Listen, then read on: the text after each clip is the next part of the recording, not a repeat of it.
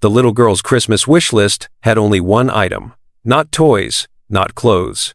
Just 5 words that would destroy a billionaire. Dear Santa, I want a dad. Justin Dismuke read it twice before he saw the signature Angela Campbell, the last name of the woman he'd abandoned pregnant 10 years ago, the woman whose letters he'd ignored.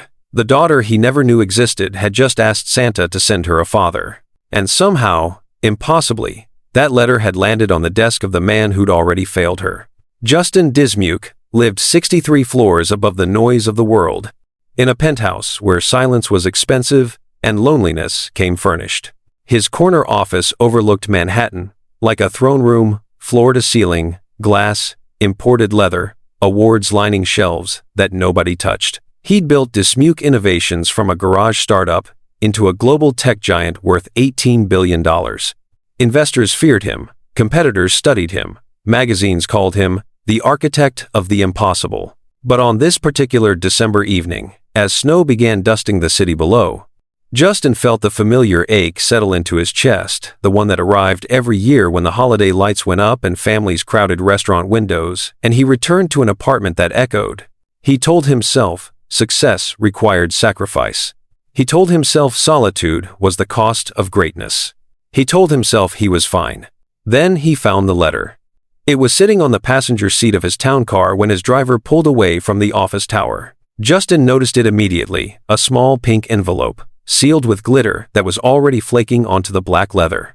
The handwriting across the front was wobbly and childish. To Santa, but Mom says the post office sends it here first. Justin frowned. His assistant, Darlene, must have mixed up the company's charity mail drive again. Every December, Dismuke Innovations sponsored a Letters to Santa program for underserved kids across the city. It was good PR. Tax deductible. The kind of thing that made shareholders feel warm without costing him anything personal. He was about to toss the envelope into his briefcase and forget it. But something stopped him. Maybe it was the glitter still tacky under his thumb. Maybe it was the uneven pencil strokes, so careful and hopeful. Maybe it was the fact that he hadn't received a handwritten anything in years. Justin opened it. The letter was written on lined notebook paper, the kind with 3 holes punched on the side. Crayon drawings filled the margins, lopsided stars, a Christmas tree, a house with smoke curling from the chimney. The handwriting slanted downward, as if the writer had been pressing too hard, trying to make every word matter.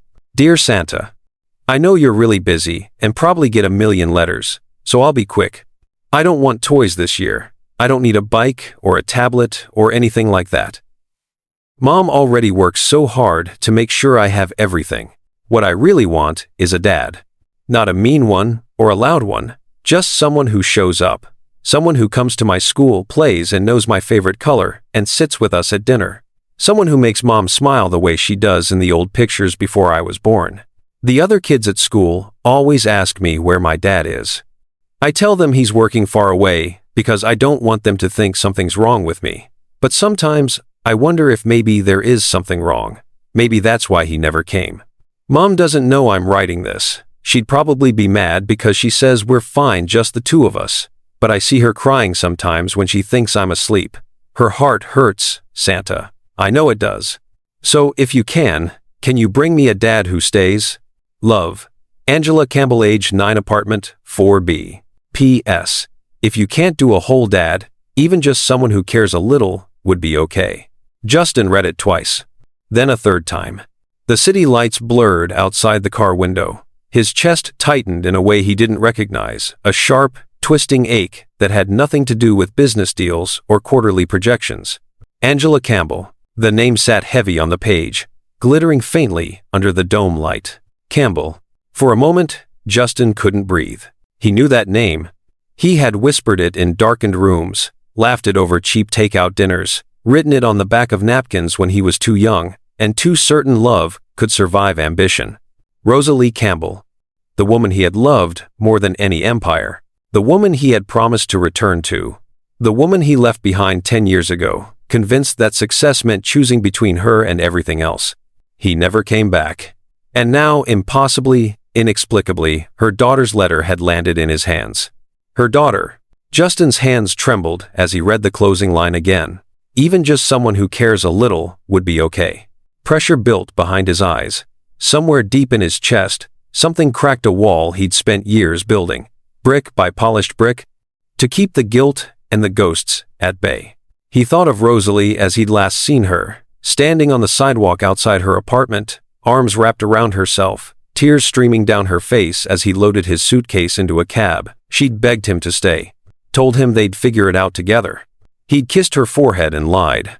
"I'll come back. I promise. Once I'm successful, I'll come back." But success came fast and hungry. Meetings bled into months. Investors demanded everything. Mentors told him relationships were distractions, that men like him didn't build empires by looking backward. So, he stopped calling. Stopped writing. Stopped thinking about the girl with paint-stained hands who used to believe in him. He told himself she'd moved on. He told himself it was better that way. He never let himself imagine she might have been waiting. Or pregnant. "Sir?" The driver's voice cut through the silence. Justin blinked, realizing the car had stopped outside his building. Snow was falling harder now, coating the windshield in soft white. "Are you all right, Mr. Dismuke?" Justin folded the letter carefully, slipping it back into the glittering envelope. His voice came out rough. "Unfamiliar. Change of plans. Take me to the office." The driver hesitated. "Sir, it's nearly 8 o'clock. Now." An hour later, Justin sat alone in his office tower, the city sprawling dark and endless below him. The letter lay open on his desk, Angela's hopeful stars shining faintly under the desk lamp. He had made a single phone call. His head of security, a former intelligence operative who didn't ask questions, answered on the first ring. "Marcus," Justin said quietly. "I need you to find someone." Name: Rosalie Campbell. Last known address was Brooklyn, 10 years ago. She'll be 32 now, and she has a daughter. His voice caught. 9 years old, named Angela. A pause on the line. Understood. How urgent. Justin looked down at the letter again, at the wobbly handwriting, the careful stars, the postscript that gutted him. Even just someone who cares a little would be okay. Immediately, he ended the call and sat in the silence, staring at the only piece of evidence he had, that Rosalie Campbell's life had continued after he walked away. A daughter, a little girl asking Santa for a father. A wish that had somehow, impossibly, found its way to the man who might have destroyed her mother's heart. Justin pressed his palms against his eyes, exhaling slowly. He had spent 10 years building an empire. And in one glitter-covered letter, a 9-year-old girl had shattered it. "You know, I've heard from so many of you over the years. Women who raised children alone while the world asked questions you couldn't answer. Women who smiled through the exhaustion and told everyone you were fine when your heart was breaking. Women who never got the apology they deserved. If that's you, if you've ever been Rosalie, holding it together for a child who didn't understand why they only had one parent, I want you to know something. You're not alone in this. There are thousands of us here who understand that story because we lived it. Subscribe if you want to keep hearing stories about women like us. Women who survived what should have broken them, because you deserve to feel seen. Hit that button, and let's build this community together." The call to Marcus ended at 9:47 p.m. Justin sat alone in his office, the city glittering cold and distant below him, and waited for answers he wasn't sure he wanted. Angela's letter lay open on his desk, the glitter catching the light like tiny accusations. He read it again, the careful handwriting, the hopeful stars, the line that kept cutting him open. "Mom doesn't know I'm writing this. She'd probably be mad because she says we're fine just the two of us. But I see her crying sometimes when she thinks I'm asleep." Justin closed his eyes. Rosalie. The name alone was enough to unravel him. For 10 years, he had buried her memory under quarterly reports and acquisition deals, and the relentless forward momentum of building an empire. He convinced himself that forgetting was survival, that the past was a luxury men like him couldn't afford. But tonight, in the silence of his glass tower, the past came roaring back. He was 23 when he met her. Broke, hungry, drowning in student loans, and living in a studio apartment with a leaking ceiling and a hot plate that only worked half the time. He just dropped out of business school to chase a startup idea everyone told him was delusional, a platform that would revolutionize cloud-based enterprise software before most people even understood what the cloud was. Rosalie was 22, finishing her degree in graphic design, working part-time at a coffee shop near campus to pay for textbooks. She had paint under her fingernails, and wore oversized sweaters with holes in the sleeves, and laughed like she meant it, full-bodied, unguarded, the kind of laughter that made strangers smile. Justin had walked into that coffee shop one rainy October morning, soaked through and furious, after a failed pitch meeting with investors who'd called his idea cute but unscalable. Rosalie had taken one look at him, dripping, scowling, ready to burn the world down, and slid a cappuccino across the counter. "On the house," she'd said. "You look like you're either about to quit or start a revolution. Either way, you need caffeine." He'd stared at her, caught off guard by the kindness in her eyes. "Revolution," he'd said finally. She'd grinned.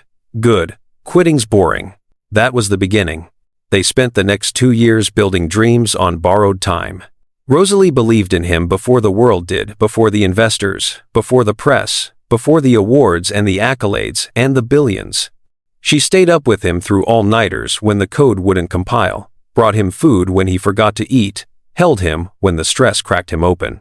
She designed the first logo for Dismuke Innovations on napkins at 2 a.m. In his cramped apartment, her legs tucked under her, humming softly, while he paced and ranted about user interface problems. "You're going to change the world," she'd told him once, looking up from her sketchpad with that steady, unshakable faith that terrified him. "I can feel it." "We're going to change it," he'd corrected, pulling her close. Together. She'd kissed him then, slow and certain, like a promise. But promises, Justin learned, were easier to make than keep. The breakthrough came when he was 25. A venture capital firm out of Silicon Valley saw his prototype demo and offered him seed funding, $2 million, and a partnership that would catapult Dismuke Innovations onto the national stage. But there were conditions. He'd have to relocate to California, work 18-hour days, sacrifice everything that wasn't the business. "This is it, Rosalie," he'd told her, pacing their tiny apartment, adrenaline singing through his veins. "This is what we've been working toward." She'd been sitting on the couch, hands folded in her lap, watching him with an expression he couldn't read. "California," she'd said quietly. "Just for a year, maybe 2. Once the company's stable, once we've secured the next round of funding, I'll come back. We'll figure it out." "Justin," her voice had cracked. "What about us?" He'd knelt in front of her, taking her hands. "You're coming with me. Of course you're coming." But she'd shaken her head, tears spilling over. "I can't. My mom just got diagnosed with cancer. She needs me here. My family needs me. I can't just leave." The silence that followed had been suffocating. "Then I'll stay," he'd said, even as panic clawed at his chest. "I'll turn it down. We'll find another way." "No." Rosalie had cupped his face, her thumbs brushing away tears he hadn't realized he was crying. "You've worked too hard for this. You can't give it up. Not for me. Rosalie. Go," she'd whispered. "Build your company. Change the world. And when you're ready, come back to me." He'd kissed her, then desperate, aching, trying to memorize the taste of her because some part of him already knew. He left 3 days later. At first, he called every night. He sent flowers, made plans for visits that kept getting canceled because of emergency meetings or investor dinners or crises that only he could solve. Rosalie never complained. She told him she understood, that she was proud of him. But the calls grew shorter. The silences grew longer. And then Paul, his new mentor, a legendary CEO who'd built and sold 3 companies, sat him down one night over whiskey and told him the truth he didn't want to hear. "You're distracted, Justin. I can see it. You're trying to build an empire while keeping one foot in a life you've already outgrown." "I haven't outgrown her." Paul had given him a pitying look. "Then why does every call with her leave you feeling guilty? Why do you flinch every time her name lights up your phone?" Justin had stared into his glass, hating how right Paul sounded. "Men like us don't get to have it all," Paul had continued. "Not at first. Success requires sacrifice. And if you want to be great, truly great, you have to choose the business or the girl. You can't serve both." The words had settled into Justin's chest like stones. He stopped calling as often, stopped making promises he couldn't keep, told himself it was kinder to let her move on than to keep stringing her along. 6 months after he left, he sent Rosalie a letter, cowardly, clinical, final.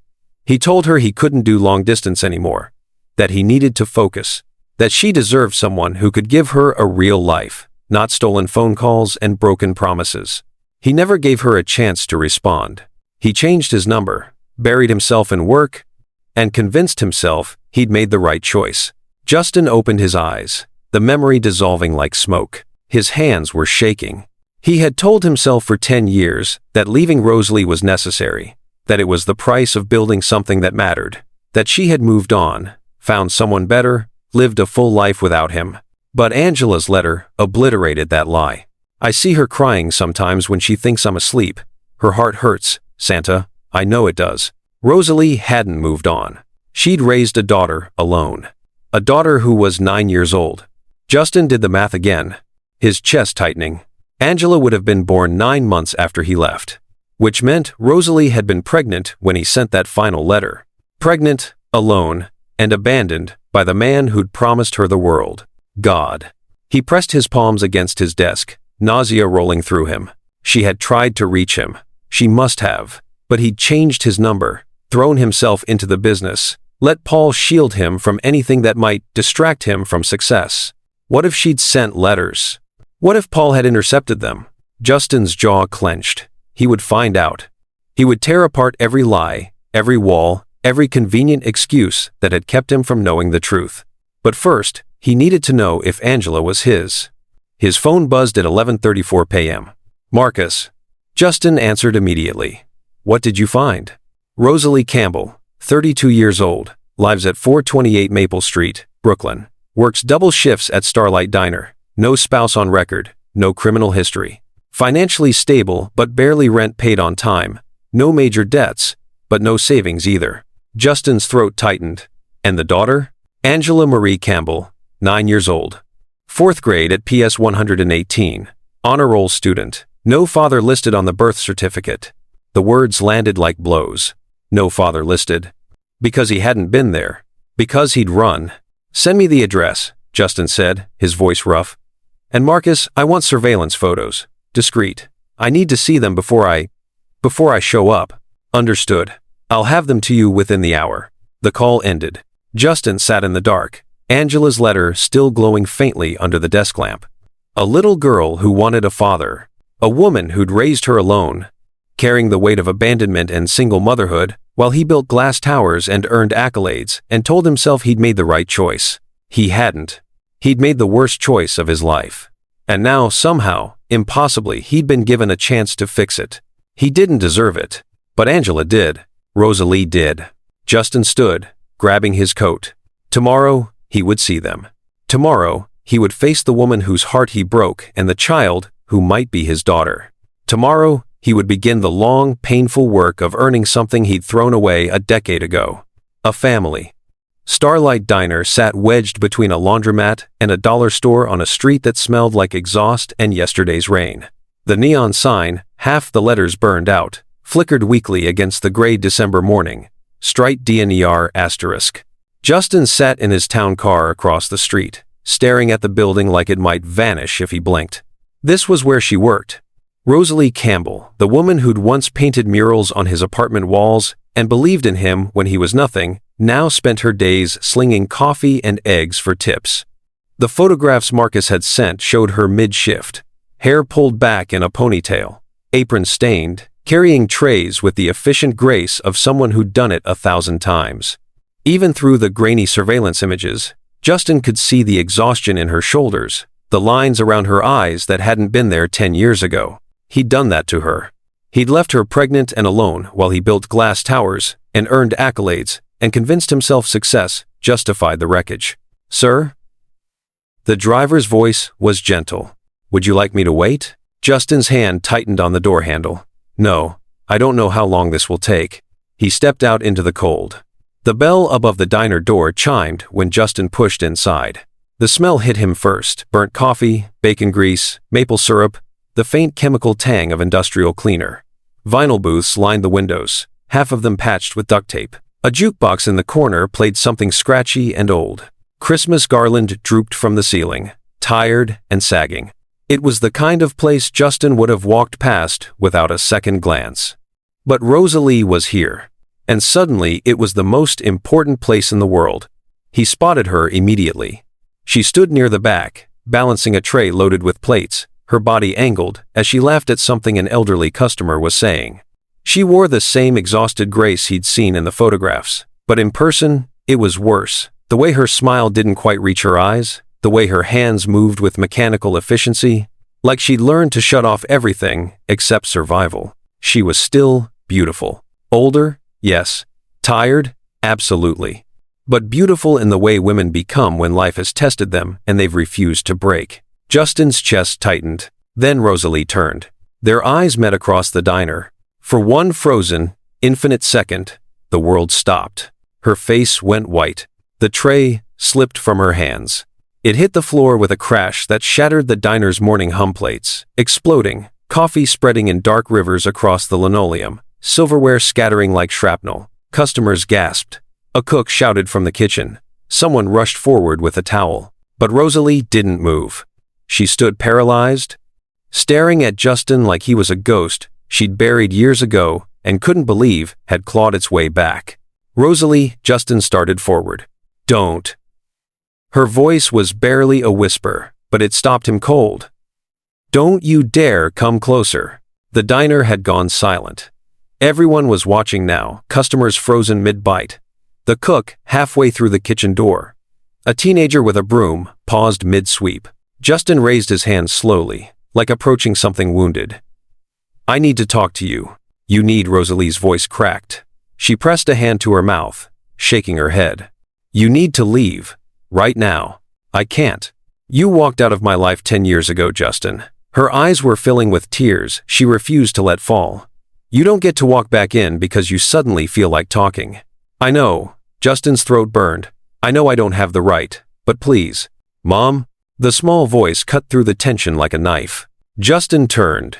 A little girl stood in the doorway to the kitchen, wide-eyed and worried.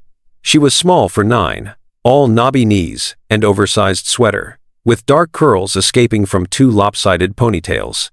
But it was her eyes that destroyed him. They were his.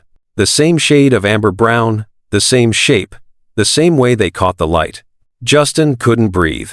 Angela. His daughter. His daughter. Sweetheart, go back to the office, Rosalie said quickly, moving to block Angela's view of Justin. Mama just dropped some plates. It's fine. But Angela was already staring at Justin with open curiosity, head tilted like she was trying to solve a puzzle. Are you okay, Mom? She asked, but her eyes never left Justin. I'm fine, baby. Go finish your homework. You're the man from Santa's workshop. The words froze everyone. Angela stepped forward, eyes wide with wonder. Aren't you? You have the same eyes as me. That's how you know which kids are which. Mom told me Santa's helpers have magic. Justin's knees nearly buckled. She thought he was Santa's helper. She thought he was magic. This child, this impossibly sweet, innocent child who'd asked for a father for Christmas, thought he'd been sent to help her. Rosalie's voice was strained. But Angela was already walking toward Justin, small and fearless, and hopeful in a way that shattered him. Did you get my letter? She whispered, looking up at him with those eyes, his eyes. I didn't think Santa would really send someone. Mom said he's always too busy. Justin knelt down slowly, bringing himself to her level. Up close, he could see more of himself in her, the stubborn set of her jaw, the way her eyebrows pulled together when she was thinking, the small dimple in her left cheek. I got your letter, he managed, his voice rough. Angela's face lit up like Christmas morning. Really? So you're here to fix it? Angela Campbell, that's enough. Rosalie's voice was sharp now, edged with panic. She grabbed her daughter's shoulders gently, pulling her back. Go to the office, now. But Mom, now. Something in Rosalie's tone made Angela obey. She cast one last curious glance at Justin before disappearing through the kitchen door. The moment she was gone, Rosalie turned on Justin with fury in her eyes. How dare you, she hissed. How dare you show up here? How dare you talk to her? I didn't know. Justin stood, pulling the pink envelope from his coat pocket. His hands were shaking. I swear to God, Rosalie, I didn't know about her, about Angela. I didn't know until 2 days ago, when this showed up in my car. He held out the letter. Rosalie stared at it like it was a live grenade. Your company sponsored the Christmas mail drive, Justin continued quietly. They must have mixed up the sorting. Her letter to Santa ended up in my corporate mail. No. Rosalie's voice was hollow. No. That's not. She wasn't supposed to. She snatched the letter, reading it with trembling hands. Justin watched her face crumble as she read Angela's careful, hopeful words. I want a dad. Someone who stays. Mom's heart hurts too. Oh God, Rosalie whispered. Oh God, she wasn't supposed to. I told her we were fine. I told her. She knows you're not. Rosalie looked up at him, tears streaming now. You have no right to be here. I know. You left. You sent me a letter, Justin. You didn't even have the decency to call. You just disappeared. I know. I tried to find you. Her voice broke.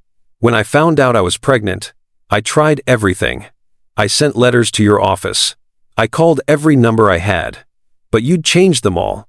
And your assistant kept saying you were unavailable. Your mentor told me you'd moved on and I should do the same.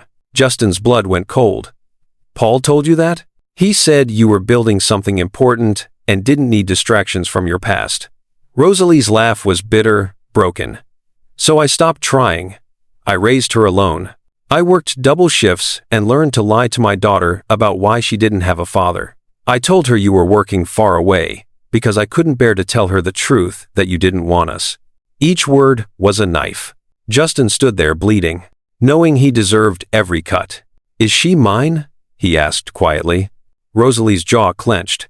You don't get to ask that. Rosalie, you don't get to walk in after 10 years and demand DNA tests and explanations. You lost that right the day you walked away. I'm not demanding anything. Justin's voice cracked. I'm begging. Please, I need to know. Rosalie stared at him for a long moment, her face a war between rage and exhaustion, and something that looked like old, buried grief. Finally, she whispered, Yes. She's yours. The confirmation hit Justin like a freight train. He had a daughter. A 9-year-old daughter who thought he was Santa's helper. A daughter he'd abandoned before she was even born. I want to, Justin started. No, Rosalie's voice was steel now. No, Justin, you don't get to do this. You don't get to swoop in with your guilt and your billions and play hero. Angela has a life, a routine. And I won't let you destroy that because you suddenly developed a conscience. I'm not trying to destroy anything. Then leave. Rosalie's eyes were hard now, protective. Leave before she gets attached. Leave before she starts hoping for something you can't give her. What if I can? You can't. Rosalie's voice broke again. Because men like you don't stay. Justin. You build empires. And you make promises. And you leave. And I won't let you break her heart the way you broke mine. She turned away, shoulders shaking. Justin stood frozen, watching the woman he'd loved and destroyed, trying to hold herself together, in the middle of a diner that smelled like old grease and broken dreams. Justin, Rosalie said quietly, not looking at him. You shouldn't have come. Then she walked toward the kitchen, leaving him standing in the wreckage. I wonder how many of you just felt that in your chest. That moment when someone from your past shows up after years of silence, expecting forgiveness they haven't earned, expecting you to just let them back in. Some of you are Rosalie right now, protecting your children from men who left and want to return when it's convenient.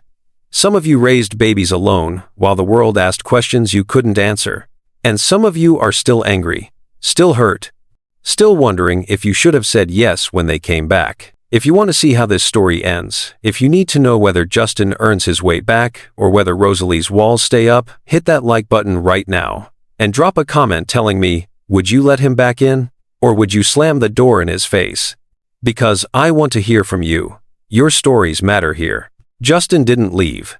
He stood in the middle of Starlight Diner while customers whispered, and the cook swept up broken plates, and Rosalie disappeared into the kitchen like she could outrun the past if she moved fast enough. He should have walked away, should have respected her boundaries, given her space, let her protect the life she'd built from the wreckage he'd caused. But Angela's eyes, his eyes kept flashing through his mind. And the words on that letter, I want someone who stays. So he stayed. 20 minutes later, Rosalie emerged from the back office, her apron gone, her coat buttoned to her throat. She froze when she saw Justin still standing near the door. You're still here, she said flatly. I told you I wasn't leaving. And I told you that you don't have a choice. Rosalie's jaw was set, but her eyes were red-rimmed. This is my workplace, Justin. You're disrupting my life again. Then talk to me. 5 minutes, please. Why? Her voice cracked. So you can feel better about abandoning us? So you can tell yourself you tried? So I can understand. Justin took a careful step closer. Rosalie, I swear I didn't know about Angela. If I had known, you would have what? Come running back? Her laugh was bitter. You didn't come back for me. Why would you come back for a baby you didn't want? I wanted you. The words tore out of him. I wanted you every single day. But I convinced myself leaving was the right thing, that I was building a future for us. There was no us, Justin. You made sure of that. The bell above the diner door chimed. An elderly woman shuffled in, glancing nervously between them. Rosalie exhaled sharply. I get off in 30 minutes. There's a park 2 blocks east. If you're still serious about talking, meet me there. Then she turned and walked back behind the counter, picking up an order pad like the last 10 years of grief hadn't just exploded between them. Justin left. But he'd be at that park. The playground was empty, except for a few pigeons and a rusted swing set creaking in the wind. Justin sat on a bench, collar pulled up against the December cold, watching his breath fog in the air. When Rosalie finally appeared, she wasn't alone. Angela walked beside her, bundled in a puffy pink coat, 3 sizes too big, mittens dangling from strings attached to her sleeves. She spotted Justin immediately, and her face lit up. You came back, she shouted, running ahead of her mother. I knew you were magic. Justin's heart clenched. Rosalie caught up quickly, placing a protective hand on Angela's shoulder. Baby, this man isn't. Are you really from Santa's workshop? Angela interrupted, staring up at Justin with wonder. Mom says Santa's helpers are super busy this time of year. You must be really important if he sent you just for me. Justin glanced at Rosalie, silently asking permission. She looked like she wanted to drag Angela away and never look back. But finally, reluctantly, she nodded. Justin knelt down, bringing himself to Angela's level. I got your letter, he said gently. It was very special. Did Santa read it? I think it found exactly who it was supposed to find. Angela's smile was blinding. Then her face grew serious, the way children's do when they're about to say something important. I didn't ask for toys, she said quietly. I know Mom works really hard. I don't need more stuff. What did you ask for? Angela looked down at her sneakers, scuffed, duct-taped at the toe. Someone who stays. The words gutted him. Justin glanced up at Rosalie. She had tears streaming silently down her face, one hand pressed to her mouth. Angela, Justin said carefully, why is staying so important to you? The little girl shrugged, suddenly shy. The other kids have dads who come to school plays and pack lunches, and know their favorite colors. I tell them mine is far away working, but... She trailed off, scuffing her shoe against the pavement. I think maybe I don't have one, because something's wrong with me. Angela. Justin's voice broke. Nothing is wrong with you. Do you hear me? Nothing. Then where is he? The question hung in the cold air like a knife. Rosalie made a small, wounded sound. Baby, we've talked about this. I know you say we're fine, just us. Angela looked up at her mother, with eyes too old for 9. But Mom, you cry at night. I hear you. Rosalie's face crumpled. She knelt down, pulling Angela into a fierce hug. Oh, sweetheart. That's not your fault. That's never been your fault. Justin watched them, this small, fierce family of 2, and felt the full weight of what he'd stolen from them. Angela, he said quietly. Can I tell you something? She peeked out from her mother's shoulder. Sometimes grown-ups make really big mistakes. They think they're doing the right thing, but they're actually hurting people they love. And by the time they realize it, he swallowed hard. Sometimes it's too late to fix it. Is that what happened to my dad? Justin looked at Rosalie. She was staring at him with an expression he couldn't read, something between fury and grief and exhausted hope. Yes, he said, that's exactly what happened. But you're Santa's helper. Angela's voice was small, hopeful. You fix things, right? I'm going to try. Rosalie sent Angela to the swings far enough to give them privacy, close enough to watch. The moment the girl was out of earshot, Rosalie turned on Justin. You can't do this, she hissed.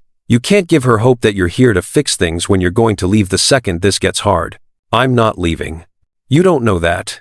You don't know what it's like to raise a child. The sleepless nights, the constant worry, the way your entire life stops being about you. Then teach me.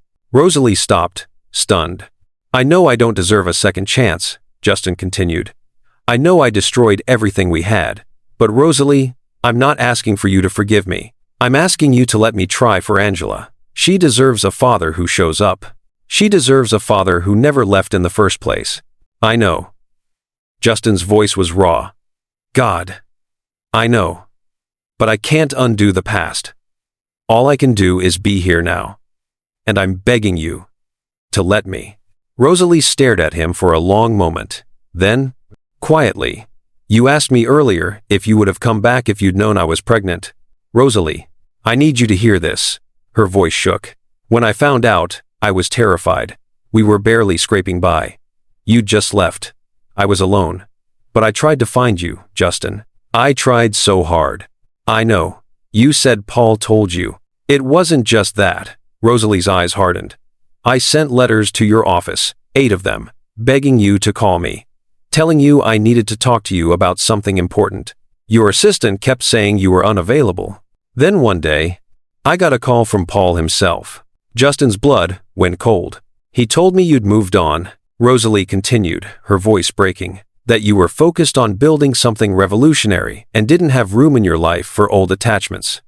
He said if I really cared about you, I'd let you go. He what? He offered me money, Justin. $20,000 to help me move forward and stop contacting you. Justin felt like he'd been punched. You didn't take it. Of course I didn't take it, Rosalie's voice rose. I didn't want money. I wanted you. I wanted you to know you had a daughter.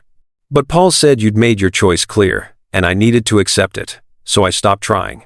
I raised Angela alone, and told myself it was better that way. Justin's hands were shaking. His mentor, the man he trusted, the man who'd shaped his entire career, had stolen his letters, lied to Rosalie, paid her to disappear. I'm going to kill him, Justin said quietly. He's not worth it. He stole 10 years from us. He kept me from knowing my own daughter. He didn't pull the trigger, Justin. Rosalie's eyes were hard now. You did. You're the one who left.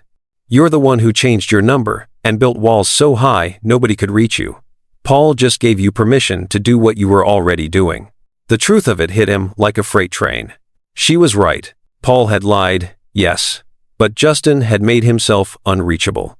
He'd convinced himself that cutting ties was necessary, that success required sacrifice, that Rosalie would be better off without him. He'd chosen the empire over love, and a little girl had paid the price. Angela came running back, cheeks flushed from the cold. Mom, can we show him our house? It's not far. And I made cookies yesterday. Baby, I don't think. Please? Angela looked up at Justin with those impossible eyes. I want to show you my room. I painted stars on the ceiling like you told me to do in art class. Justin looked at Rosalie. She was staring at her daughter with an expression of pure, helpless love. 1 hour, she said finally, her voice resigned. You can come for 1 hour. But Justin, if you're not serious about this, if you're going to disappear the moment this stops being a cute story, you can tell at board meetings. I'm not going anywhere. Rosalie held his gaze for a long moment, then, quietly, we'll see. They walked the 2 blocks to Rosalie's apartment, a small, tired building with peeling paint and a lobby that smelled like cleaning solution and age. Angela chattered the entire way, pointing out her school, the library where she did homework, the corner store that gave her free lollipops. Justin listened to every word, memorizing his daughter's voice, the way she gestured when she got excited, the dimple that appeared when she smiled. His daughter. The reality kept hitting him in waves. At the apartment door, Rosalie paused. It's not much, she said quietly. I don't care. She opened the door. The apartment was small, tiny living room, galley kitchen, 2 bedrooms barely bigger than closets. But it was warm, clean. The walls were covered in Angela's artwork, the fridge plastered with spelling tests and permission slips. Christmas lights were strung across the window, casting soft colors across the worn furniture. It was nothing like Justin's penthouse. And it was more of a home than he'd ever had. Angela dragged him to her room immediately, a closet-sized space with a twin bed, a bookshelf overflowing with library books, and a ceiling covered in glow in the dark stars. "I did it myself," she said proudly. "Mom helped, but I put them in constellation patterns. See? That's Orion, and that's the Big Dipper." Justin stared at the ceiling, his throat tight. "It's beautiful. Do you have stars on your ceiling?" "No. You should. They help when you're scared." "What are you scared of?" Angela was quiet for a moment. Then, very softly, "That nobody will ever stay." Justin knelt down, looking his daughter in the eyes, his eyes. "Angela," he said quietly, "I can't promise I'll never make mistakes. But I can promise I'm going to try my hardest to be the person you asked Santa for, okay?" She studied him for a long moment. Then she threw her arms around his neck in a hug that shattered him completely. "Okay, Mr. Santa's helper," she whispered. "I believe you." Over her shoulder, Justin saw Rosalie standing in the doorway, tears streaming down her face. He had a long way to go. But for the first time in 10 years, Justin Dismuke felt like he was exactly where he was supposed to be. You know what breaks my heart most about this story? It's that Angela thinks there's something wrong with her, that somehow she's the reason her father didn't stay. And I know some of you watching have grandchildren or great-grandchildren carrying that same burden, blaming themselves for adult failures. If you've ever had to watch a child you love, wonder why they weren't enough to make someone stay, share this video. Send it to someone who needs to know they're not alone in that pain. Because these stories, they're how we heal. They're how we remind each other that the fault was never with the child. It was always with the adult who chose to leave. The invitation came 3 days later, slipped under Justin's office door, in a pink envelope that smelled faintly of crayons. He recognized Angela's handwriting immediately, the same careful, slanted script from the letter that had changed everything. "Dear Mr. Santa's helper, my Christmas play is next Thursday at 7 p.m. at PS 118. I'm playing Snowflake #3. Mom says you're probably too busy, but I wanted to invite you anyway. We get cookies after. Love, Angela." At the bottom, in Rosalie's precise handwriting, "You can come. As a friend. Don't make me regret this." Justin read it 17 times before he finally allowed himself to believe it was real. She was giving him a chance. That night, Justin drove to Rosalie's apartment building and stood in the flickering hallway light, staring at the porch fixture that hung dark and useless above her door. The bulb had been out when he'd visited 3 days ago. He'd noticed Rosalie fumbling with her keys in the dim light. Angela pressed close to her side, both of them navigating shadows. It was a small thing, but small things, Justin was learning, mattered more than billion-dollar deals. He pulled the replacement, Resto, continuing the complete script, bulb from his pocket, industrial grade, long-lasting, the kind that wouldn't burn out after a few months, and carefully unscrewed the old fixture. The wiring was ancient, frayed in places, held together with electrical tape that had gone brittle with age. Justin worked quietly, replacing not just the bulb, but the entire fixture, rewiring it properly so Rosalie wouldn't have to worry about it again. When he was finished, warm light flooded the hallway. He didn't knock. He'd intended to leave, to disappear into the December night before anyone could see him, but halfway down the block, something stopped him. He circled back, parking across the street, where he could see her door, unable to tear himself away. The next morning, Rosalie stood in her doorway staring at the new light fixture, a cup of coffee cooling in her hands. "Mom, it's so bright," Angela said, squinting up at it. "Did Santa's elves fix it?" Rosalie didn't answer. But Justin, still watching from his car, unable to leave, saw the exact moment her expression shifted from confusion to recognition. She knew. She pressed her hand to her mouth, tears shining in her eyes, and for just a moment, Justin let himself hope that maybe, she could forgive him. The groceries appeared on Thursday. Rosalie came home from her morning shift to find 3 bags sitting outside her door. No note, no receipt, just fresh produce, milk, eggs, bread, and a box of the expensive hot chocolate Angela had pointed out at the store last week, the kind Rosalie couldn't afford. "Mom? Look." Angela held up the hot chocolate like treasure. "Someone knows my favorite." Rosalie's jaw tightened. She pulled out her phone and typed a single message to the number Justin had left with her. "Stop." His response came immediately. "I'm not trying to buy you. I'm trying to help. We don't need your help. Angela deserves hot chocolate. Rosalie stared at the message for a long time. Then she put the groceries away without another word. But she didn't return them. On Saturday, Starlight Diner had its busiest morning in 6 months. A corporate group came in for breakfast, 15 executives in tailored suits, ordering the most expensive items on the menu, leaving generous tips that made Rosalie's coworkers giddy. Where did they come from? Sally, the other waitress, asked. Rosalie knew exactly where. She cornered Justin that night outside her building, arms crossed, fury in her eyes. You sent them. I told my team the diner had the best coffee in Brooklyn, Justin said calmly. Is that a crime? It's manipulation. It's the truth. The coffee is excellent. Justin. Rosalie. He stepped closer, his voice quiet. I'm not trying to manipulate you. I'm trying to make up for 10 years of not being there. Let me help, please. She stared at him, something breaking in her expression. You can't fix this with money, she whispered. I know, but I can try to make your life easier while I figure out how to fix it with everything else. Rosalie's eyes filled with tears. I don't know how to trust you. Then don't, not yet. Justin's voice cracked. Trust that I love our daughter. Trust that I'm not going anywhere. Trust that even if you never forgive me, I'm going to show up for Angela every single day for the rest of my life. The silence stretched between them, heavy with 10 years of grief and the fragile beginning of something that might be hope. Finally, Rosalie whispered, The play is Thursday, 7 p.m., don't be late.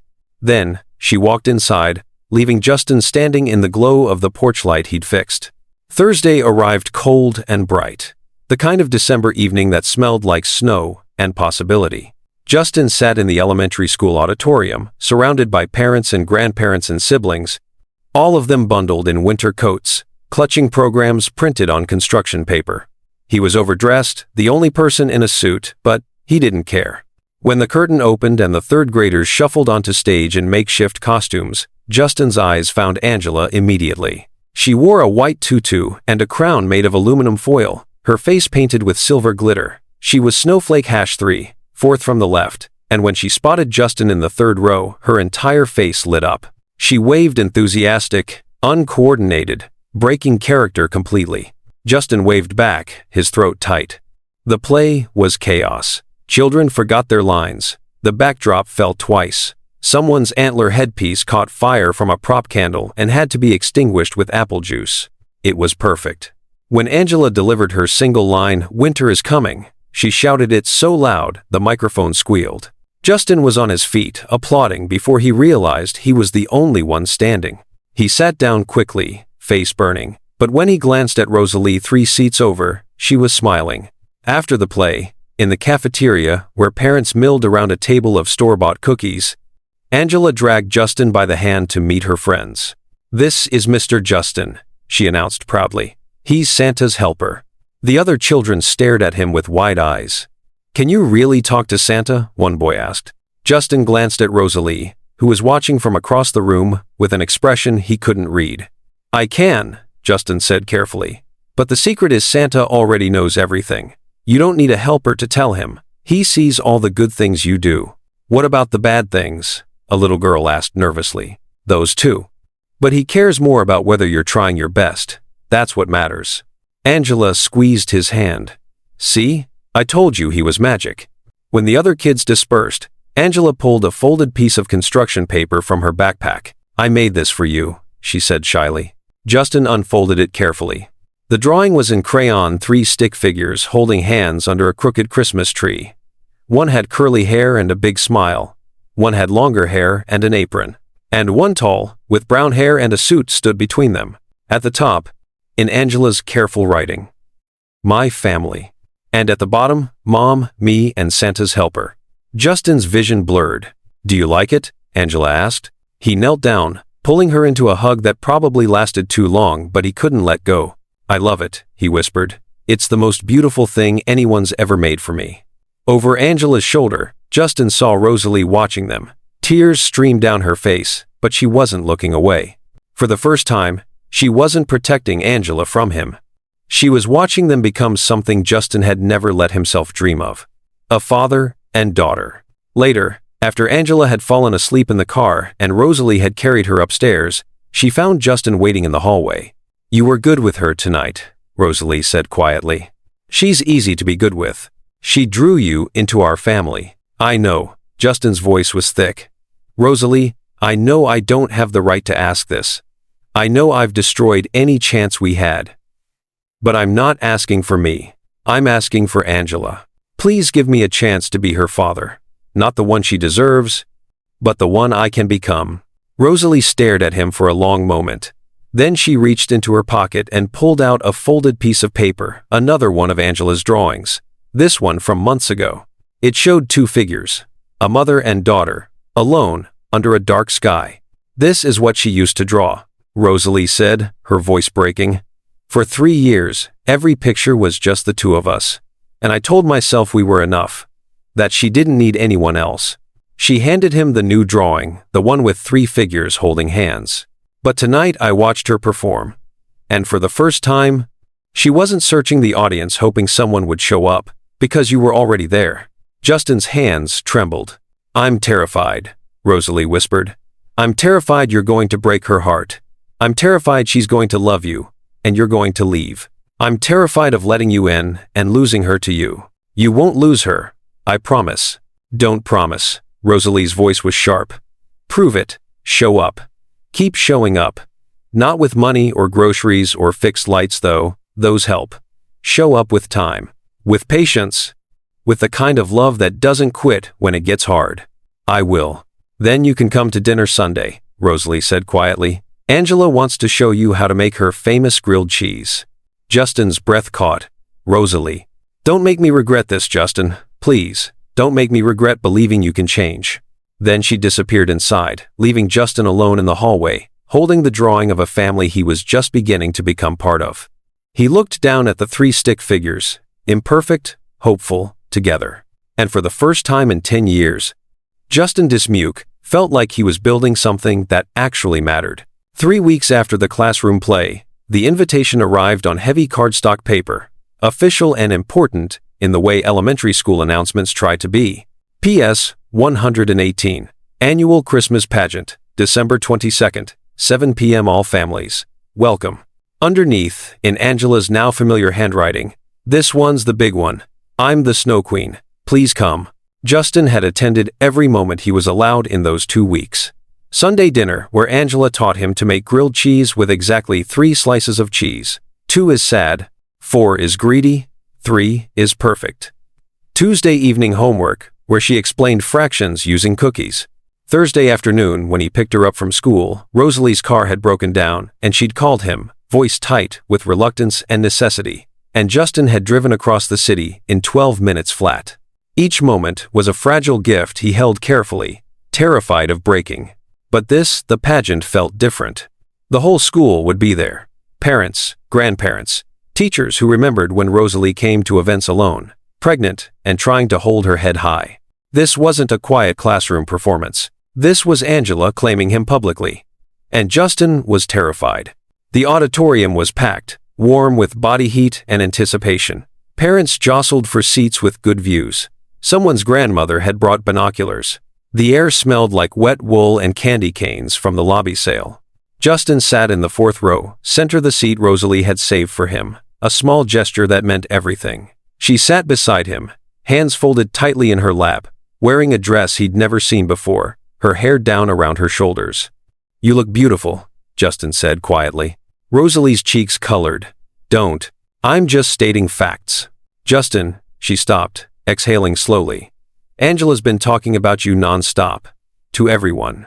Her teachers, her friends, the lunch lady. She tells anyone who'll listen that Santa sent her a helper, and now everything's going to be okay. Is that bad?" "It's terrifying." Rosalie's voice dropped to a whisper. "Because what happens when you leave? When the novelty wears off, and you remember you have a billion-dollar company to run? She's going to be devastated." "I'm not leaving. You don't know that, Rosalie." The lights dimmed. The principal took the stage, welcoming everyone with the too bright enthusiasm of someone who'd had 3 cups of coffee and a very long day.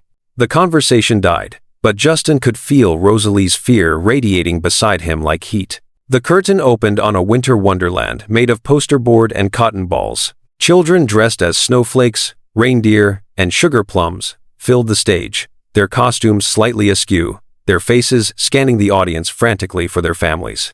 Justin searched for Angela, there center stage, wearing a crown of silver tinsel and a dress that sparkled under the lights. The Snow Queen. She stood frozen, eyes searching the crowd with an intensity that made Justin's chest ache. She was looking for him. Please let her find me, Justin thought desperately. Please. Their eyes met. Angela's face transformed uncertainty, melting into pure, radiant joy. She broke into a smile so wide it had to hurt, and Justin watched her shoulders relax, her posture straighten, her entire body settling into confidence, because he was there. He raised his hand in a small wave. Angela waved back enthusiastic, breaking every rule of stage presence, and several parents laughed affectionately. Beside him, Rosalie made a small sound, something between a laugh and a sob. The play was ambitious, a mashup of every Christmas story, with Santa, the Nativity, Frosty the Snowman, and the Snow Queen all sharing a stage in cheerful chaos. Children forgot their lines and improvised wildly. Someone's wings fell off. The boy playing Rudolph sneezed directly into his reindeer nose and had to be escorted off stage by a teacher trying not to laugh. It was perfect chaos. Angela delivered her lines with the seriousness of someone performing Shakespeare, her voice clear and confident. She commanded the stage, every inch a queen, despite the crooked crown and the visible sneaker beneath her gown. Then came the final scene, the moment where all the characters gathered to celebrate the magic of Christmas together. Angela stepped forward for her closing monologue, a speech about winter bringing families together and the importance of hope. But halfway through, she paused. The audience waited, thinking she'd forgotten her lines. Angela looked directly at Justin, her eyes shining under the stage lights. Then she spoke quiet at first, then stronger. "The Snow Queen used to be lonely," she said, her voice carrying across the silent auditorium. "She lived in her ice palace all by herself, and nobody came to visit. She thought maybe there was something wrong with her. Maybe that's why she was alone." This wasn't in the script. Parents shifted uncomfortably. Teachers exchanged glances. On stage, the other children looked confused, but stayed silent. Rosalie grabbed Justin's hand, squeezing so hard it hurt. "But then something happened," Angela continued, her voice growing steadier. "She made a Christmas wish. And maybe Santa heard her." The auditorium was completely silent now. "Maybe her dad is here tonight." The words landed like stones in still water, ripples spreading outward. Parents turned, whispering, scanning the crowd to see who Angela was talking about. Someone pointed at Justin. A woman behind them whispered, "That's him? The one in the suit?" On stage, Angela's eyes never left Justin's face. "And maybe wishes do come true," she finished, her voice breaking slightly. "Even for snow queens who thought they'd always be alone." Then she curtsied perfectly, gracefully, and the other children, sensing the moment, began their closing song. Justin couldn't breathe. Beside him, Rosalie was crying silently, tears streaming down her face as she watched their daughter transform a school play into a public declaration of hope. When the curtain fell and the applause erupted, Justin was on his feet immediately, clapping until his hands stung. Parents swarmed the stage. Children ran to their families, still in costume, high on sugar and adrenaline, and the relief of not forgetting their lines. Angela pushed through the crowd, crown askew, dress trailing, and threw herself at Justin with the full force of a 9-year-old who just performed the biggest moment of her life. He caught her, lifting her up, and she wrapped her arms around his neck so tightly he could barely breathe. "Did you see?" she asked breathlessly. "Did you hear what I said?" "I heard every word. I changed it. Mrs. Peterson's going to be so mad, but I had to. Because it's true." Angela pulled back to look at him, her face serious. "You're here. You came. Just like I asked Santa for." Justin's throat was too tight to speak. Other children were gathering now, staring at Justin with wide eyes, whispering among themselves. "Are you really her dad?" a little boy asked. Before Justin could answer, Angela said proudly, "Yes, this is my dad." The word hit Justin like a freight train. Dad. She'd called him that before, tentatively, testing it out. But this was different. This was public, declarative, certain. This was her telling the world he belonged to her. "I thought you were Santa's helper," another child said, confused. "He is," Angela explained patiently. "But he's also my dad." "He can be both." "Magic works like that." The children nodded, accepting this logic completely. An older woman, someone's grandmother, approached, smiling warmly. "You must be so proud. Angela's been talking about you for weeks." "I am," Justin managed. "I'm incredibly proud. It's wonderful you could finally be here." The word finally carried weight assumption, perhaps a gentle judgment about a father who'd been absent. Justin accepted it. He deserved worse. The crowd thinned slowly. Parents collected their children, peeling off costume pieces, promising McDonald's on the way home as reward for good performances. Angela had been claimed by her teacher for a moment, something about costume return, leaving Justin and Rosalie standing in the emptying auditorium. "She called you her dad," Rosalie said quietly, in front of everyone. "I know. Justin, do you understand what that means? She's not protecting herself anymore. She's not calling you Mr. Justin or Santa's helper. She's letting herself believe you're staying." "I am staying." "You keep saying that." Rosalie turned to face him, her eyes red, but her voice steady. "But what happens when board meetings conflict with school plays? When a merger requires you to fly to Singapore during her birthday? When being a father stops being the exciting new project and becomes just life? Then I'll figure it out." "Justin, no." His voice was firmer now. "Rosalie, I spent 10 years building an empire, and you know what I learned? Nothing I built matters if I don't have someone to share it with. I missed 10 years of Angela's life. I missed her first word, her first step, her first day of school. I missed everything. And I will not miss another moment." "You can't promise that." "I can." Justin stepped closer, his voice dropping. "I'm restructuring the company, delegating operational control. I'll still be CEO, but I'm not working 80-hour weeks anymore. I'm not sacrificing my family for quarterly earnings. I did that once, and it nearly destroyed me." Rosalie stared at him, something fragile and dangerous flickering in her eyes. "You're serious?" "I've never been more serious about anything in my life." "She's going to love you," Rosalie whispered. "She already does. And if you break her heart, I won't." "You can't know that." "Then let me earn your trust." Justin reached out slowly, giving Rosalie every chance to pull away. "Let me prove that I'm not the man who left. Let me show you that I can be the father Angela deserves. Please, Rosalie, give me that chance." Rosalie looked at his outstretched hand for a long moment. Then slowly, carefully she took it. "One day at a time," she said. "You show up one day at a time, and we'll see. I can do that." "And Justin," her grip tightened, "if you hurt her, if you make her feel like she's not enough, I will destroy you. I don't care how many billions you have, I will make sure you regret it." "I know, and I deserve it." Angela came running back, still wearing her crown, dragging 2 cookies from the lobby sale. one for you," she announced, distributing them. "They're the good kind, with the sprinkles." Justin took his cookie solemnly. "Thank you, Your Majesty." Angela giggled. Then she looked between them, Justin and Rosalie, standing close, hands still linked, and her face split into the kind of smile that children only have when their entire world is exactly as it should be. "Can we all go home together?" she asked hopefully. Rosalie looked at Justin. He looked back, silently asking permission. Finally, Rosalie nodded. "Yeah, baby, we can all go home together." And for the first time in 10 years, Justin understood what home actually meant. Now, let me pause here for just a moment, because I need you to know something.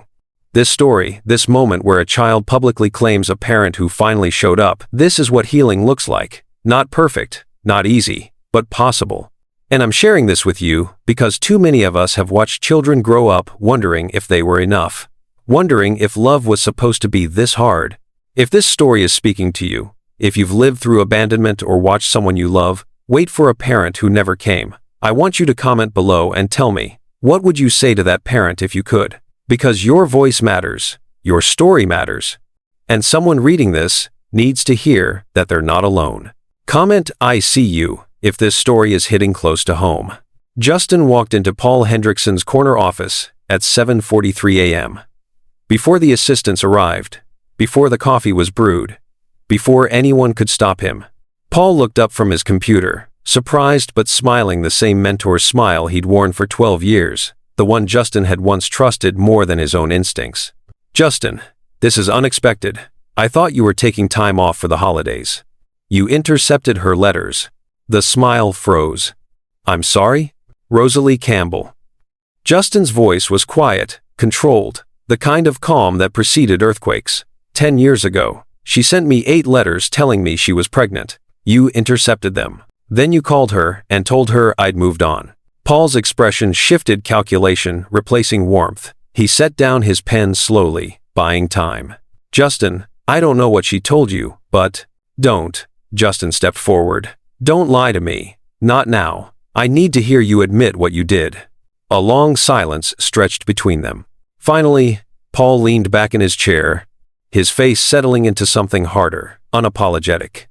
"I protected you." "You what?" "You were 25 years old, Justin. Brilliant, ambitious, on the verge of building something revolutionary. And she," Paul waved dismissively, "she was a waitress with no degree, no connections, no understanding of the world you were entering. If you'd known about the pregnancy, you would have gone back to her. You would have thrown away everything." "She wasn't a waitress. She was a graphic designer." "Working at a coffee shop," Paul interrupted. "Be honest with yourself. You would have married her out of obligation, settled into some middle-class existence, resenting her for holding you back. I saved you from that mistake." Justin's hands were shaking. "You had no right. I had every right as your mentor, to guide you toward your potential. And look what happened. You built a multi-billion-dollar empire. You changed industries. You became exactly what I knew you could be. I had a daughter I didn't know about for 10 years. And what would you have done with a daughter at 25? Paul's voice hardened. Changed diapers? Attended PTA meetings? You weren't ready to be a father, Justin. You needed to become someone first. That wasn't your decision to make. Someone had to make it. You were in love, and stupid, and about to throw your life away. Paul stood, moving around his desk. I did what was necessary. And you know what? You should be thanking me. Everything you have, this company, your success, your reputation, exists because I made the hard choice. You couldn't. Justin stared at the man who'd shaped his career, who'd taught him everything about business, who'd become the father figure his own absent dad never was, and realized he was looking at a stranger. You're fired. Paul laughed, actually laughed. Justin, be reasonable. You're fired. Effective immediately. Security will escort you out. You have 1 hour to clear your personal items. Your severance package will be generous because I'm not a monster. But you will never set foot in this building again. I own 6% of this company. I own 62%. And the board will vote however I tell them to vote. You're done, Paul. For the first time, uncertainty flickered across Paul's face. You're making a mistake. You're emotional right now. But when you calm down, I am calm. Justin's voice was steel. I'm calmer than I've been in 10 years. Because I finally understand what success actually costs. And I'm not willing to pay that price anymore. He turned toward the door. She'll never forgive you, you know, Paul called after him.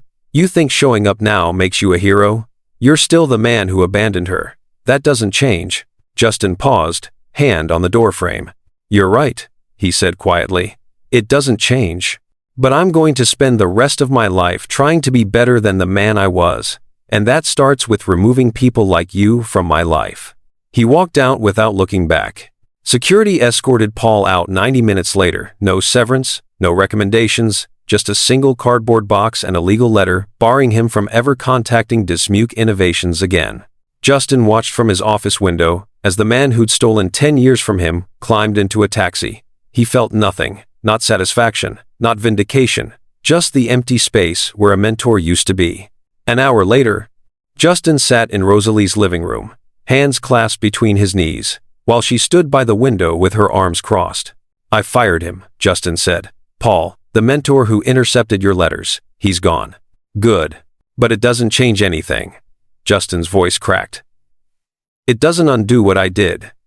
I'm the one who made myself unreachable. I'm the one who chose ambition over you.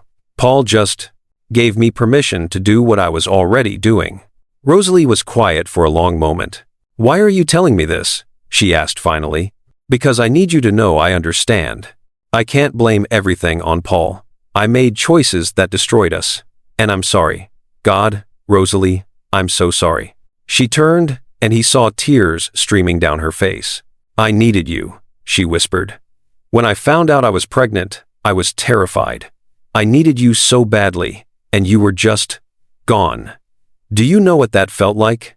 No, but I'm going to spend the rest of my life making sure you never feel that way again. You can't promise that. Then watch me prove it." Justin started showing up. Not with grand gestures or expensive gifts, but with presents. Tuesday afternoon. He arrived at Rosalie's apartment at 3:45 p.m., exactly when Angela got home from school.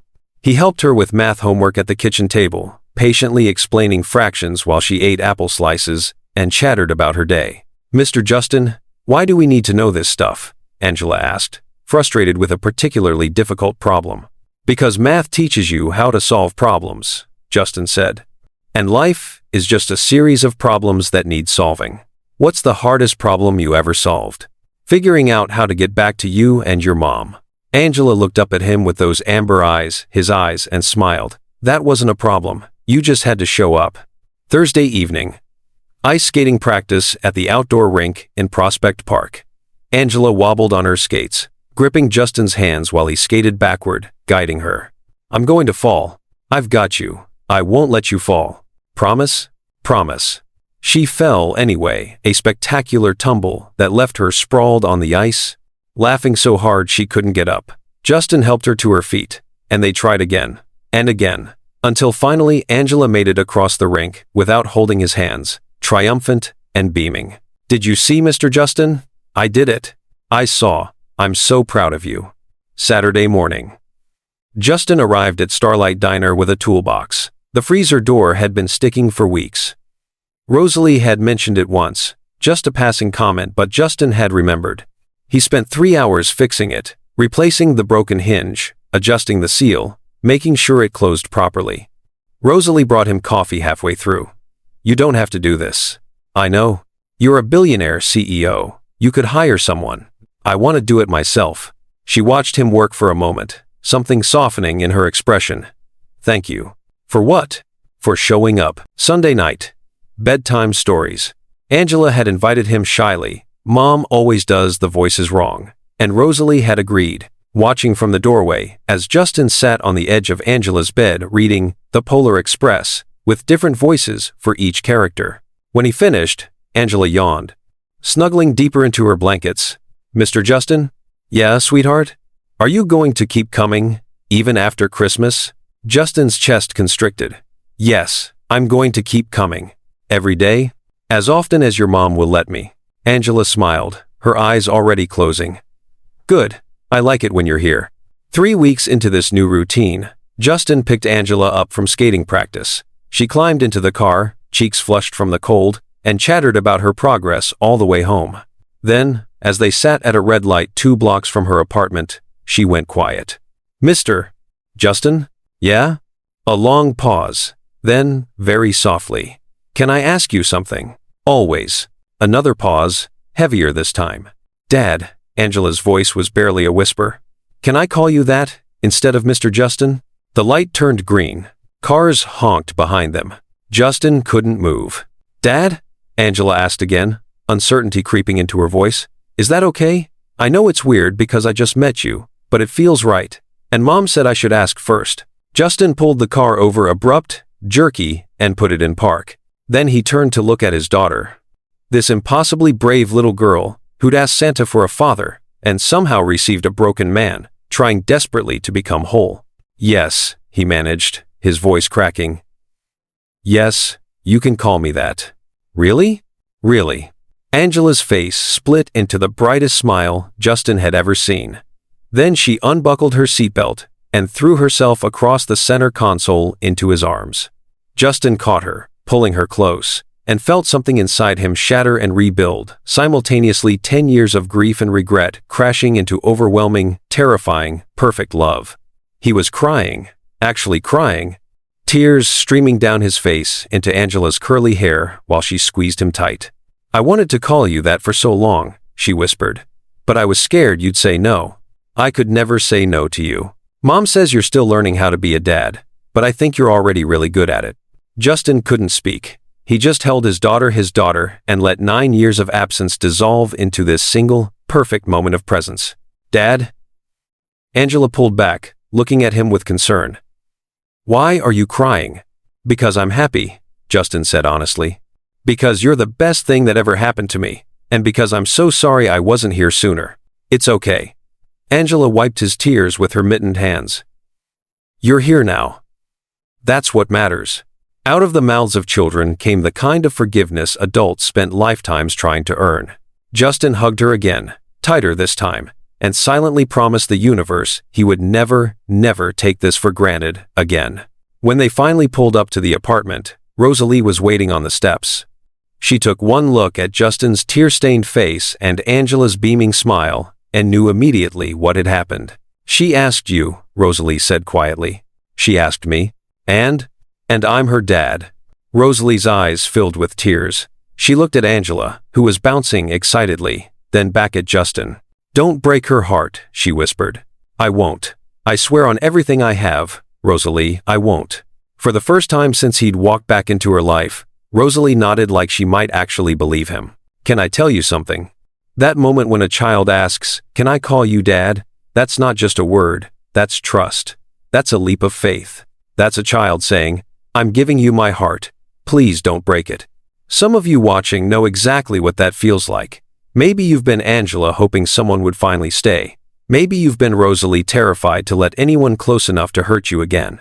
Maybe you've even been Justin trying to earn back something you threw away. If this story is touching something deep in your heart, hit that subscribe button right now, because this channel, it's for women like us. Women who've loved and lost, and found the courage to hope again. Women who deserve stories that see them. And I promise, I'll keep bringing you stories that matter. Subscribe if you believe second chances are possible, even when they're hard, even when they're scary, even when you've been hurt before. The diner closed at 9 on weeknights, but Rosalie was still wiping down tables at 9:47 p.m. when Justin knocked on the glass door. She looked up, startled, then hesitated before walking over to unlock it. "We're closed," she said, though she opened the door anyway. "I know. I saw your light on." Justin stood in the cold, hands shoved in his pockets, looking uncertain in a way billionaire CEOs weren't supposed to look. "Can we talk?" "Justin, it's late. Angela's at my sister's for the night, and I'm exhausted. Please." Something in his voice stopped her. Not desperation exactly, but a quiet urgency that suggested he'd been carrying something heavy and couldn't hold it much longer. Rosalie stepped aside, letting him in. The diner was different at night, the neon signs casting strange shadows, the hum of the refrigerator suddenly loud in the emptiness. Rosalie finished wiping the last table, while Justin sat in a booth near the window, watching her work. "You going to tell me why you're here?" she asked finally, not looking at him. "I need to know if there's any chance," Justin said quietly. "For us, not just as Angela's parents, as us." Rosalie's hands stilled on the table. She kept her back to him, gripping the damp cloth.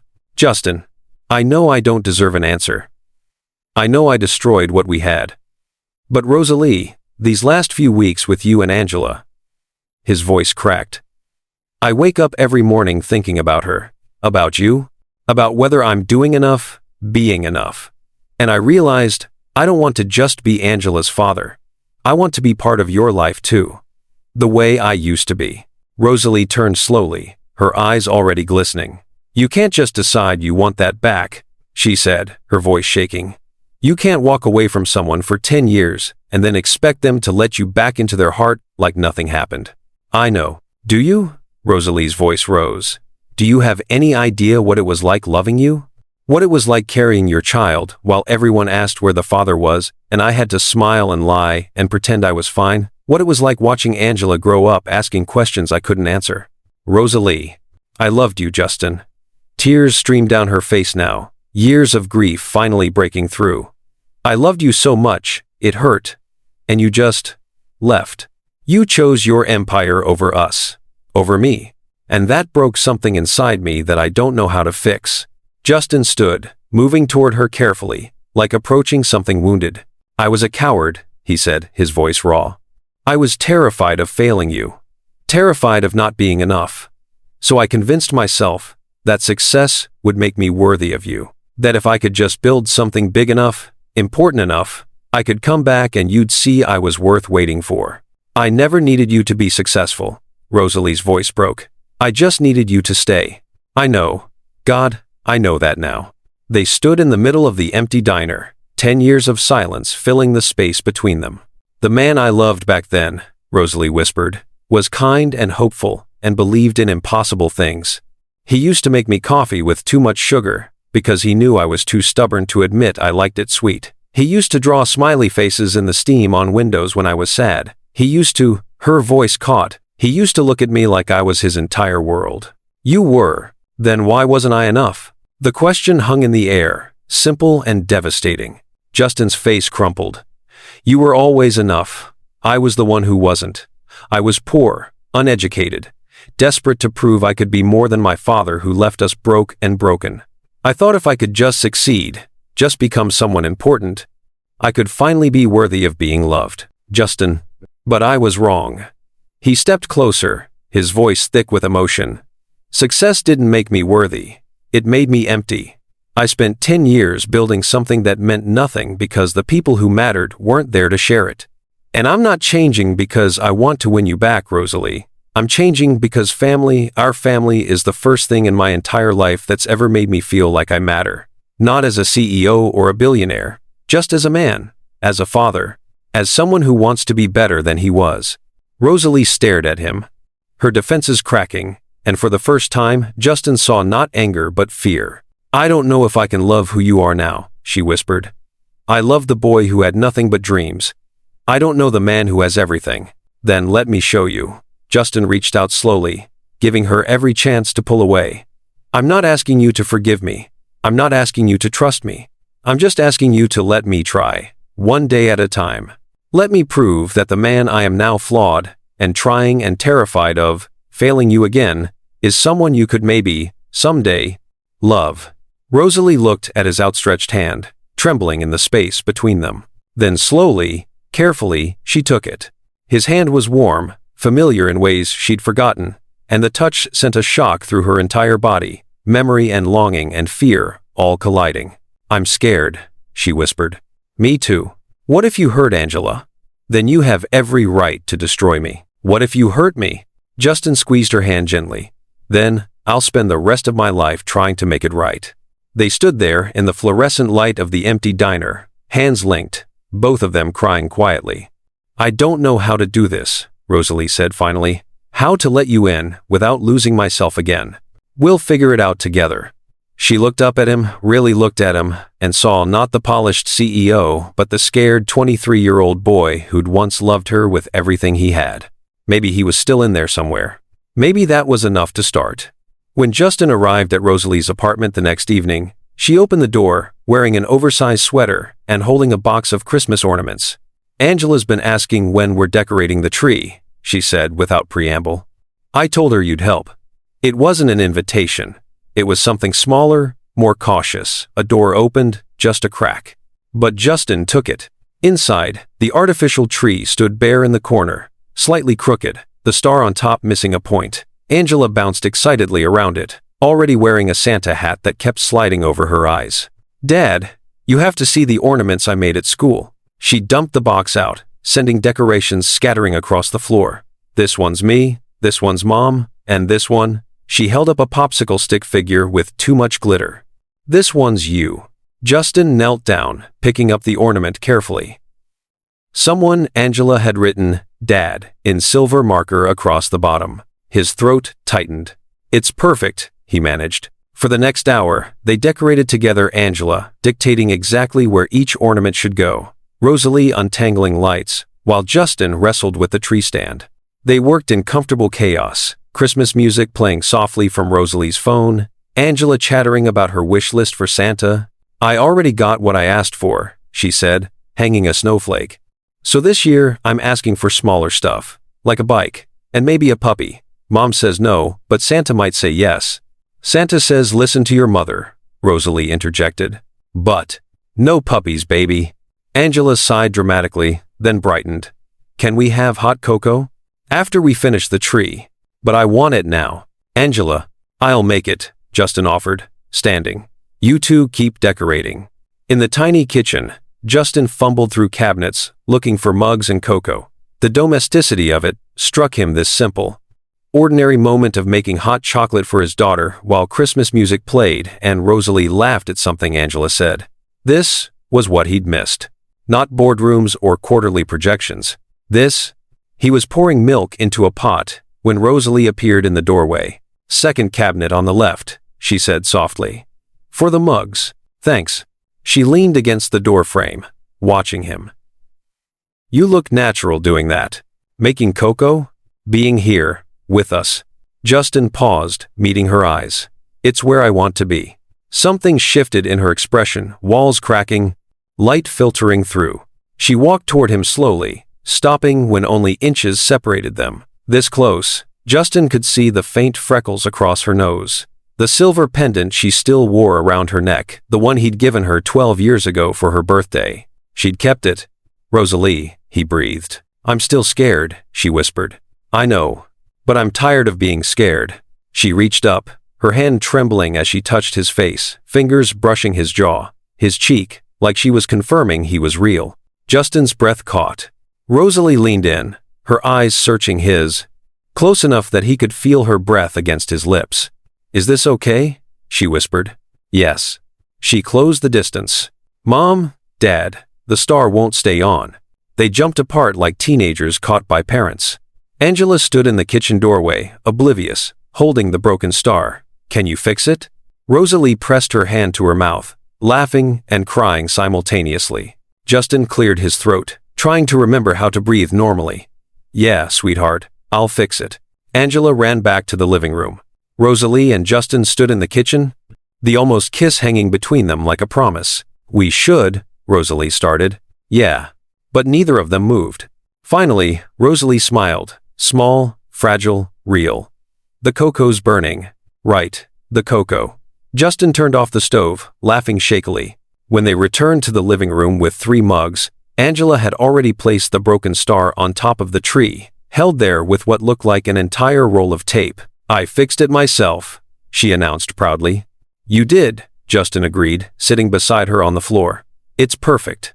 The 3 of them sat there, Angela between them, hot cocoa cooling in their hands, Christmas lights twinkling, and for the first time in 10 years, Justin Dismuke felt like he was home. Rosalie caught his eye across Angela's head.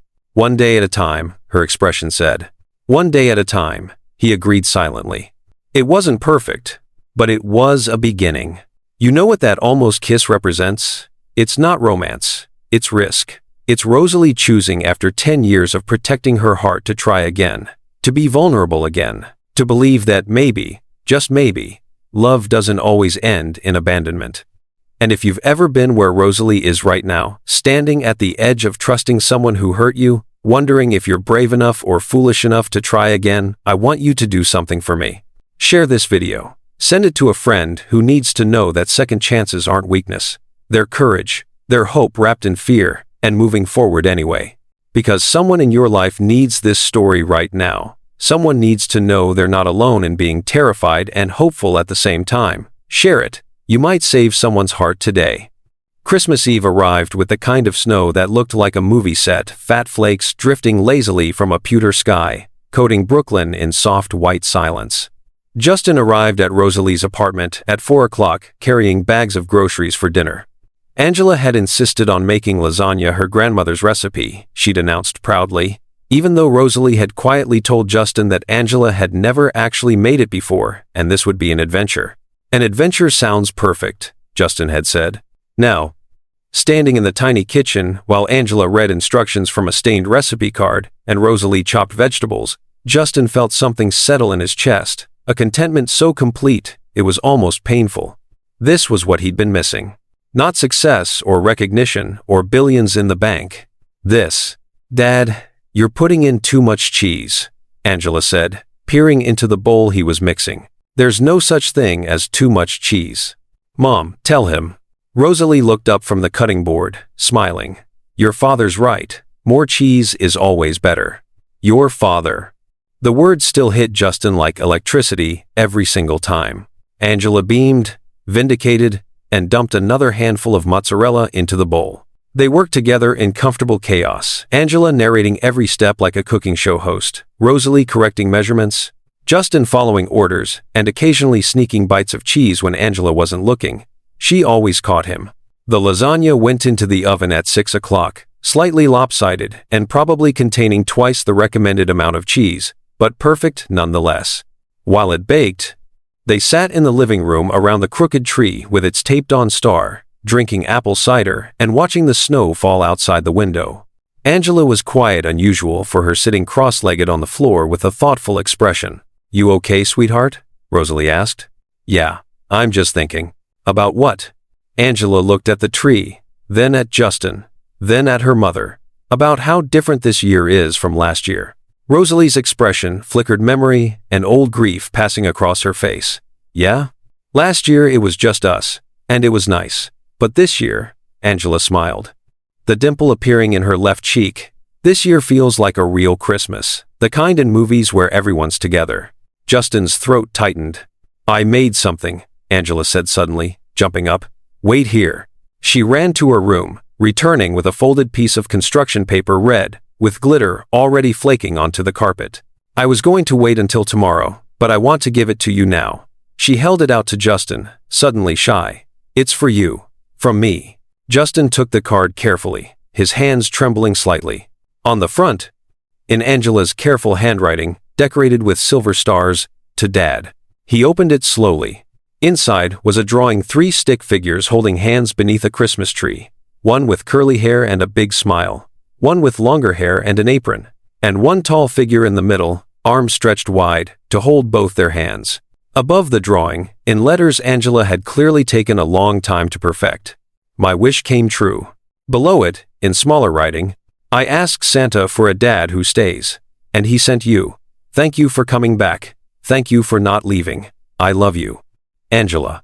Justin stared at the card, unable to speak, unable to breathe, unable to do anything except feel the overwhelming weight of his daughter's forgiveness and hope and love. "Do you like it?" Angela asked nervously. Justin looked up at her, this impossibly brave, generous child who'd asked Santa for a father, and somehow found the grace to love the broken man who showed up. "Angela," he managed, his voice cracking, "it's the most beautiful thing anyone's ever given me." "Really? Really?" He pulled her into a hug, holding her tight while tears streamed down his face. "Thank you. Thank you for giving me a chance. Thank you for letting me be your dad." "You're welcome," Angela said matter-of-factly, squeezing him back. "But you should stop crying. You're getting my hair wet." Justin laughed a wet, broken sound and kissed the top of her head. Over Angela's shoulder, he saw Rosalie. She was staring at the card in his hands, at the drawing of the 3 of them together, and her face was crumbling. 10 years of held-together strength, finally breaking. Tears streamed down her face, and she pressed both hands to her mouth like she was trying to hold back a sob. "Rosalie," Justin started, but she shook her head, standing abruptly. I'll be right back." She disappeared into her bedroom. Angela pulled back, worried. "Is Mom okay?"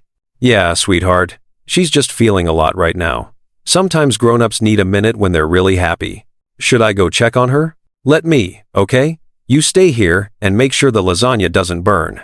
Angela nodded, still uncertain, and Justin stood following Rosalie into the small bedroom at the end of the hall. He found her sitting on the edge of the bed, face in her hands, shoulders shaking. "Rosalie," Justin said softly, closing the door behind him. "I can't," her voice broke. "I can't keep pretending I'm okay. I can't keep acting like this isn't terrifying." Justin sat beside her, close but not touching. "What are you afraid of?" "That this is temporary." She looked up at him, her face wet with tears. "That you're going to wake up one day and realize playing house with us isn't exciting anymore.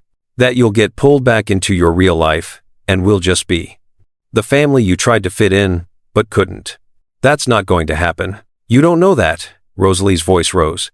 "You don't know what it's like watching her fall in love with you, watching her draw pictures of our family, watching her call you dad like it's the most natural thing in the world, and being terrified that you're going to break her heart." "I won't." "You already did," the words exploded out of her. You already broke both our hearts, Justin. You left us once. What's to stop you from leaving again? The question hung in the air between them, raw, honest. The fear Rosalie had been carrying for weeks, finally given voice. Justin reached for her hand. She tried to pull away, but he held on gently. "Look at me," he said quietly. Rosalie did, reluctantly, defensively, her eyes still swimming with tears. "I was 25 years old when I left," Justin said. "I was terrified and ambitious, and convinced that success was the only thing that mattered. I was wrong. And I paid for that mistake every single day for 10 years.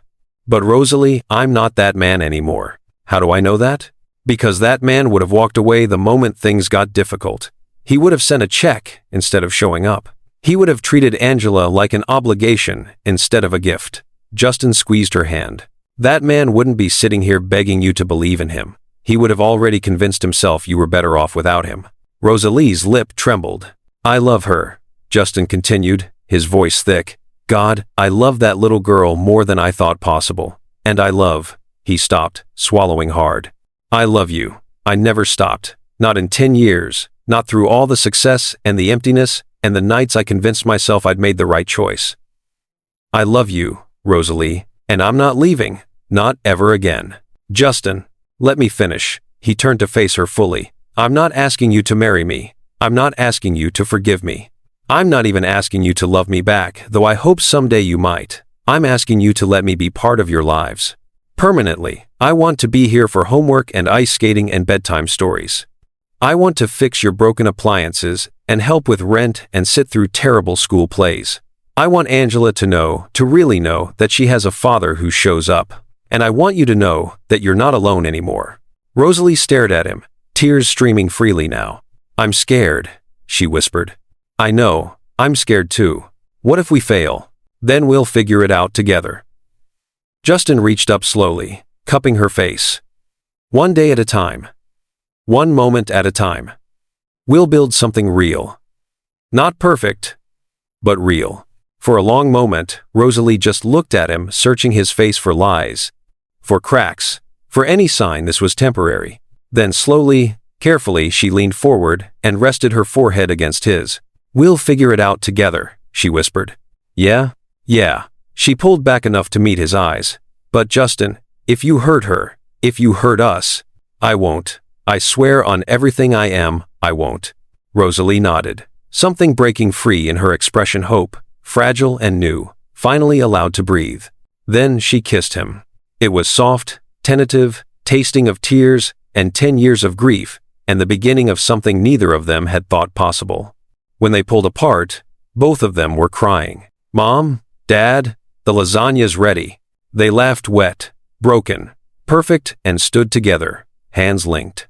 They ate lasagna that was slightly burnt on the edges and swimming in cheese. Angela declared it the best meal she'd ever made, and neither Justin nor Rosalie had the heart to disagree.